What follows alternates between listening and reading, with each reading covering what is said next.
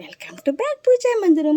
So వాళ్ళు మనకి already documents ఇచ్చారు, నేను నీ ముందే పెట్టాను. సో చూడు, ఎందుకంటే ఇందులో జనప్రియ సితార నిజంగా ఏ మహానుభావుడు కన్నాదో కానీ ఆ తల్లికి కోటి దండాలు. మిడిల్ క్లాస్ వాళ్ళకి జనప్రియ పెద్ద తండ్రి అనిపించాడు. అబ్బా నిజంగా డాక్యుమెంట్స్ మొత్తం ఇందులో ఉన్నాయి, నేను చూపిస్తాను, సరేనా?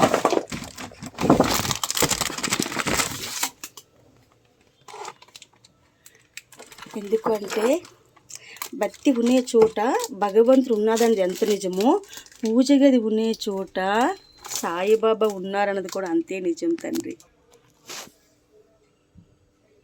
ఇవి డాక్యుమెంట్స్ మొత్తం మనకి ఇచ్చారు. సో ఇది నీ పూజ గదిలో పెడతాను నేను, సరేనా? నాకు చాలా సంతోషం ఉంది, కానీ కొంచెము చిన్న పెయిన్ ఉంది. 2 లక్షలు ఉంటే చాలు, కడుపు నింపుగా స్మైల్ ఉంది. సో ఇంత చేసావు, ఆ 2 లక్షలు ఇవ్వలేవా నువ్వు? ఇచ్చేస్తాను, సరేనా?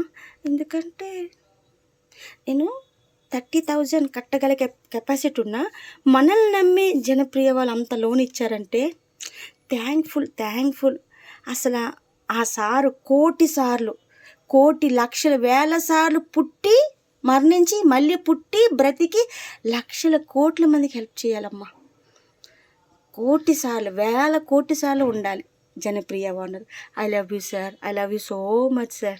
ఇంత వేల మందికి మీరు ఇల్లులు ఇచ్చి లోన్ పెట్టి బాధ్యతగా కట్టి ఉండండి అని, ప్రతి మిడిల్ క్లాస్ వాళ్ళకి ఇల్లు ఉండాలి అని మీ సంకల్పానికి నా సెల్యూట్ సార్, నిజంగా నా సెల్యూట్ సార్.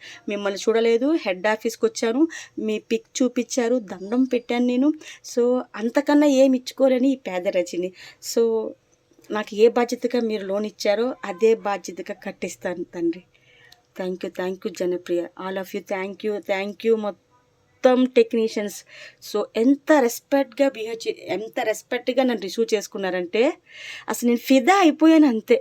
అసలు నేను ఏదైనా బాగుంది అంటే వాళ్ళ కోసం లక్ష్యాలు చెప్తాను, బాగోలేదు అన్నా లక్ష్యాలు చెప్తాను. ఎందుకు అంటే మనం మంచి ఎంత తీసుకుంటున్నామో, ఎలా చెప్తున్నామో, చెడు ఎలా చెప్తున్నాం, మంచి కూడా అలాగే చెప్పాలి కదా. తినే అన్నానికి, తీసుకునే సహాయానికి కృతజ్ఞత ఉండాలని బాబా గారు నాకు నేర్పారు. So thankful sir, thankful.